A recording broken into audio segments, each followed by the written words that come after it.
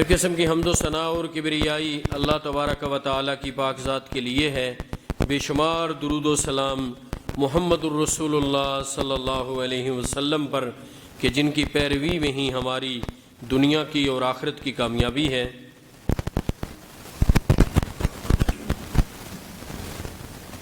اہل بیت کے فضائل و مناقب میں خانوادہ علی رضی اللہ تعالی عنہ کے فضائل کا تذکرہ کروں گا۔ اہل بیت کے فضائل میں جو عمومی احادیث اور روایات ہیں وہ اس سے پہلے میں آپ کے سامنے بیان کر چکا ہوں۔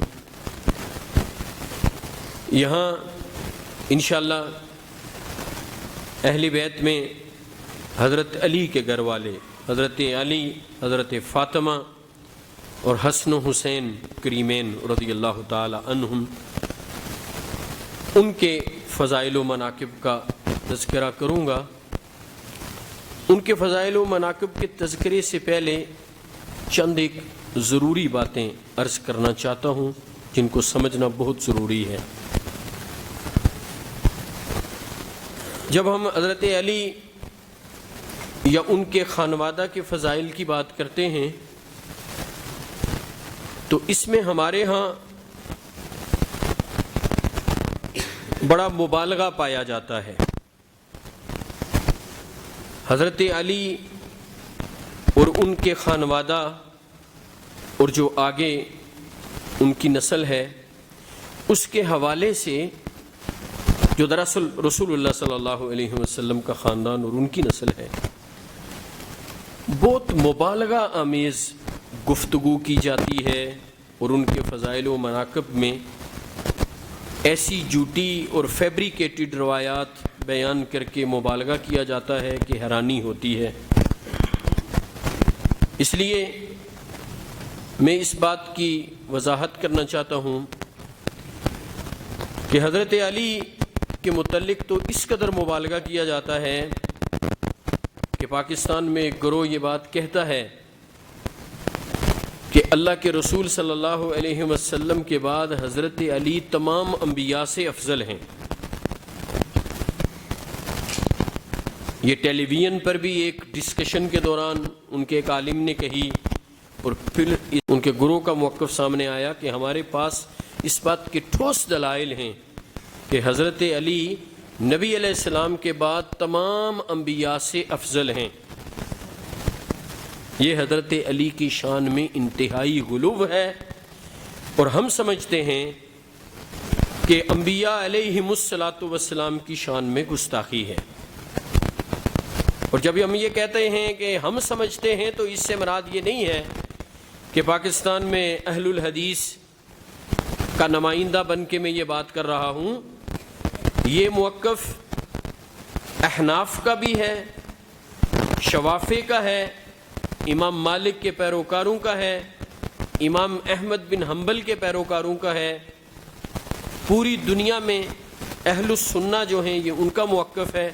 اور پاکستان میں 3 بڑے جو مسالک ہیں، مسالک کے ثلاثہ، جن میں اہل الحدیث، دیوبندی اور بریلوی، ان تمام مکاتب فکر کا اس بات پر اتفاق ہے کہ انبیاء علیہم الصلاۃ والسلام کی مثل ان کے برابر کوئی اور شخص نہیں ہو سکتا۔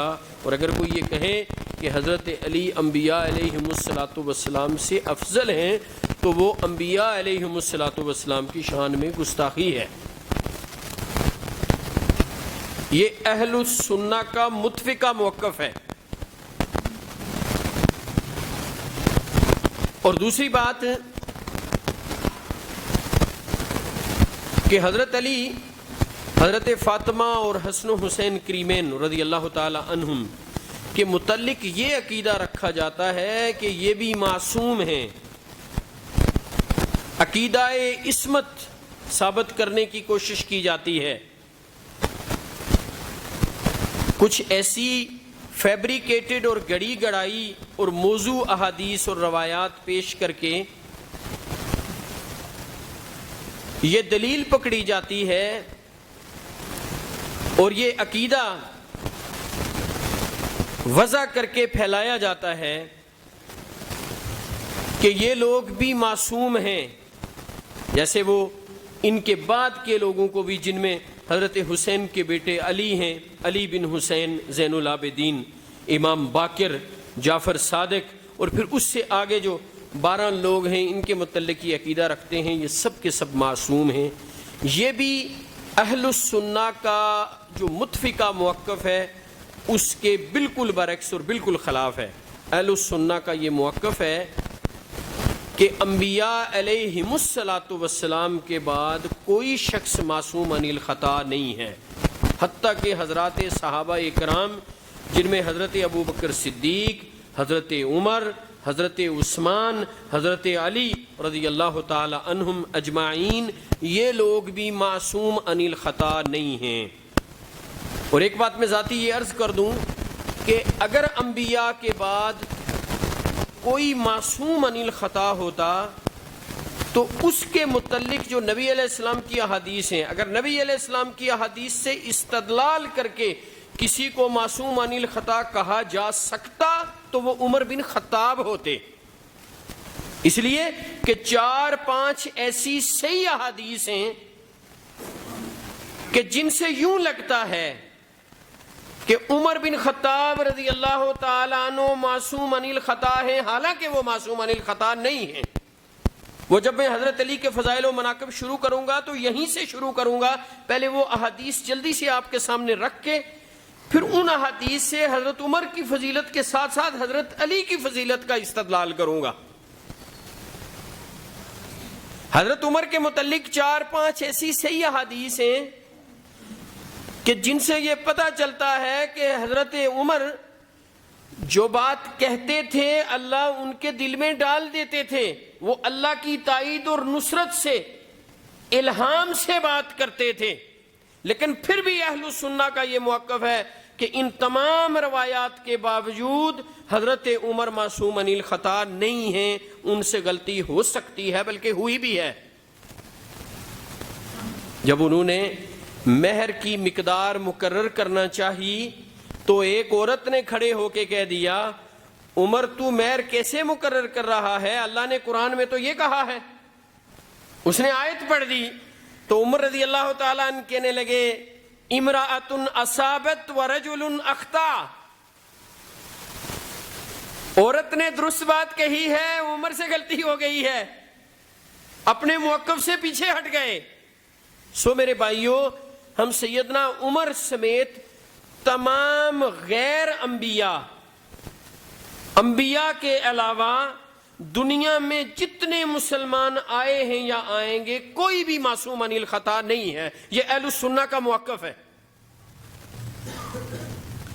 تیسری بات یہ سمجھ لیجئے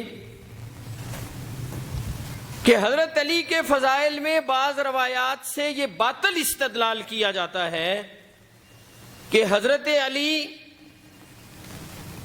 وصی رسول ہیں یا نبوت کے بعد امامت ہے اور امامت میں حضرت علی ان ائمہ کے سرخیل ہیں اور وہ سارا ایک سلسلہ شروع ہوتا ہے اور حضرت علی خلیفہ بلا فصل ہیں، وہ جو من کنت مولاہ فہذا علی مولاہ، اس حدیث سے اور باقی روایات سے، کوئی اور بھی روایات ہیں جن سے یہ استدلال کیا جاتا ہے۔ اور عقیدہ امامت یہ بھی ہم سمجھتے ہیں ایک فیبریکیٹڈ عقیدہ ہے، اور اس کو بھی لوگوں میں عام کر کے یہ کہا جاتا ہے کہ عقائد سے اس بات کا تعلق ہے، امامت کا معاملہ تو اہل السنہ کا جو متفقہ موقف ہے یہ اس کے بھی خلاف ہے، اور ہم سمجھتے ہیں یہ بھی حضرت علی خانوادہ علی کی شان میں غلو ہے، اور بلکہ ان پر بہتان ہے۔ کوئی ایسا معاملہ نہیں ہے، امت کی اکثریت نہیں بلکہ امت کا اس پر اجماع ہے کہ حضرت ابوبکر صدیق خلیفہ بلا فصل ہیں، روحانی طور پر بھی اور جسمانی طور پر بھی، ہر لحاظ سے خلیفہ بلا فصل حضرت ابوبکر صدیق رضی اللہ تعالی عنہ ہیں۔ خلیفہ کے حوالے سے حضرت علی کا چوتھا نمبر ہے، پہلے نمبر پر ابوبکر صدیق رضی اللہ تعالی عنہ، جن کو مسلمانوں نے اجتماعی طور پر متفقہ طور پر متفق کیا. حضرت ابو بکر نے حضرت عمر کا نام تجویز کیا اور سب لوگوں نے حضرت علی سمیت ان کی بیعت کی. پھر اس کے بعد حضرت عمر نے کسی کو خلیفہ نامزد نہیں کیا بلکہ 6 لوگوں کی ایک کمیٹی بنائی اور ساتھ اسسٹ کرنے کے لیے اور مشورے کے لیے عبداللہ بن عمر کا نام پیش کر کے یہ کہا کہ یہ خلیفہ تو نہیں بن سکتے، یہ میرے بیٹے ہیں، ہاں ان سے مشورہ لیا جا سکتا ہے. ان 6 لوگوں نے اکثریتی رائے کی بنیاد پر حضرت عثمان کو خلیفہ منتخب کیا. حضرت علی اور حسن و حسین تو بعد میں ہیں. حضرت علی رضی اللہ تعالی عنہ اس وقت بھی موجود تھے، انہوں نے بھی ان کی بیعت کی، بلکہ حضرت عثمان رضی اللہ تعالی عنہ کی حفاظت پر جو مامور تھے ان میں حسن و حسین بھی شامل تھے کہ جب وہ شہید ہوئے تو حضرت علی نے ان کی بھی بیعت کی اور ان کا بھی ساتھ دیا. پھر امت کے لوگوں نے حضرت علی کو منتخب کیا اور حضرت علی مسلمانوں کے خلیفہ مقرر ہوئے. میرے بھائیو، یہ عقیدہ امامت بھی فیبریکیٹڈ عقیدہ ہے. اہل السنہ کا موقف اس کے بالکل برعکس ہے. اور یاد رکھیے، آخری بات عرض کرنے چلا ہوں، یہ انتہائی اہم باتیں ہیں، ان باتوں کو اچھی طرح سمجھیے. آخری بات یہ عرض کرتا ہوں کہ حضرت علی رضی اللہ تعالی عنہ، حضرت فاطمہ، حسن و حسین اور ان کی اولادیں، ان کی بڑی فضیلت، وہ اہل بیت سے ان کے ساتھ خصوصی مسلمانوں کا تعلق ہونا چاہیے، اس بات کی صراحت کر دی رسول اللہ صلی اللہ علیہ وسلم نے. صحیح حدیث میں اس بات کی وضاحت ہے، اذکرکم اللہ فی اہل بیتی، اذکرکم اللہ فی اہل بیتی، اذکرکم اللہ فی اہل بیتی. لوگوں، میرے اہل بیت کا خیال رکھنا، میرے اہل بیت کے ساتھ رعایت کرنا، میرے اہل بیت کے حقوق کو اچھے طریقے سے ادا کرنا، ان کی عزت، ان کا احترام، ان سے محبت، ان کے حقوق ادا کرنا، ان سے محبت کرنا، یہ رسول اللہ صلی اللہ علیہ وسلم کی تعلیم ہے. اور ان اہل بیت میں حضرت علی، حضرت فاطمہ، حسن و حسین کریمین رضی اللہ تعالی عنہم بدرجائے اتم شامل ہیں. یہ ان اہل بیت میں سے ہیں جن سے حسن سلوک کا مسلمانوں کو حکم ہے. میرے بھائیوں، اہل السنہ تمام صحابہ اکرام سمیت اہل بیت کے ساتھ محبت کرنے والے، ان کی عزت کرنے والے، ان کا احترام کرنے والے، ان کا دفاع کرنے والے، ان کو جنتی سمجھنے والے اور ان کے نقش قدم پر چلنے والے ہیں. یہ اہل السنہ کا موقف ہے. اور یہ بات یاد رکھیے کہ اہل السنہ کسی کی بھی شان میں کوئی غلو کرنے والے نہیں ہیں، نہ کسی کی شان کو بڑھانے والے، نہ کسی کی شان کو گھٹانے والے. یعنی اہل السنہ کا موقف اعتدال اور دلائل پر مبنی ہے، نہ کہ ایگزیجریٹڈ پوائنٹ آف ویو ہے. ہم کسی کی شان میں کوئی ایگزیجریشن نہیں کرتے، نہ تنقید و تنقیص کریں، نہ کمی کریں، نہ زیادتی کریں. یہ اہل السنہ کا موقف ہے، اہل السنہ کا عقیدہ ہے. اور یہی عقیدہ اہل السنہ کے ہاں مدارس میں پڑھایا جاتا ہے. پاکستان میں، پوری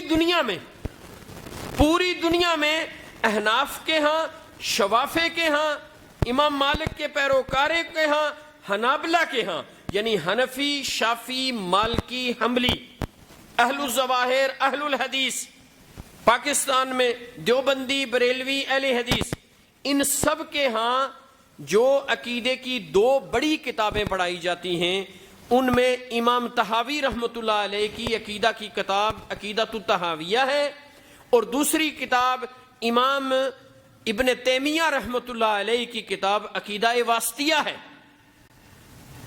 اور ان دونوں میں یہ عبارت موجود ہے جو ہمارا عقیدہ ہے.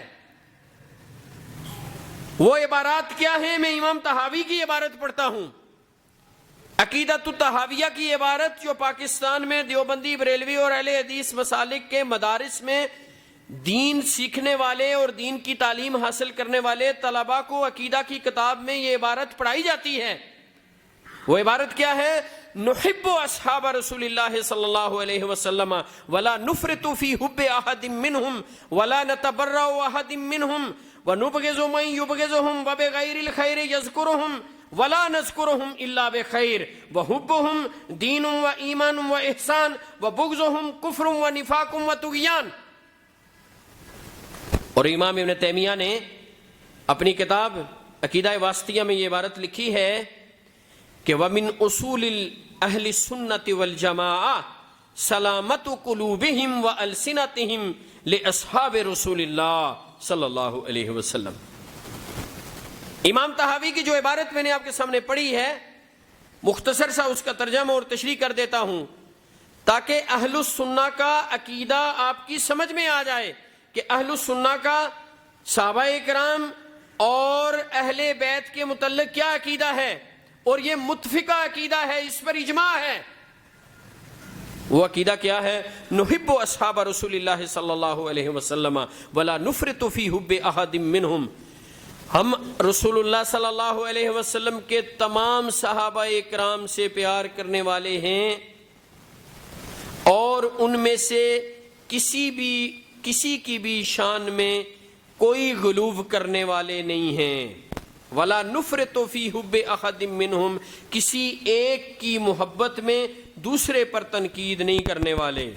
ہم کسی ایک کی محبت میں دوسرے پر تنقید نہیں کرنے والے یا کسی ایک کی محبت میں مبالغہ آمیزی والی باتیں نہیں کرنے والے. ہم ان کی وہی شان سمجھتے ہیں اور بیان کرتے ہیں جو اللہ اور اس کے رسول صلی اللہ علیہ وسلم نے بتلا دی ہے. اس شان میں ایک ذرے کے برابر نہ کمی کرنے والے ہیں نہ اس میں اضافہ کرنے والے.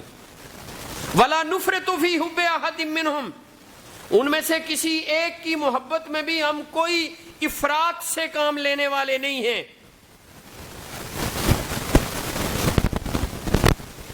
اور پھر اس سے آگے امام طحاوی فرماتے ہیں وَلَا نُفْرِطُ فِي حُبِّ أَحَدٍ مِّنْهُمْ،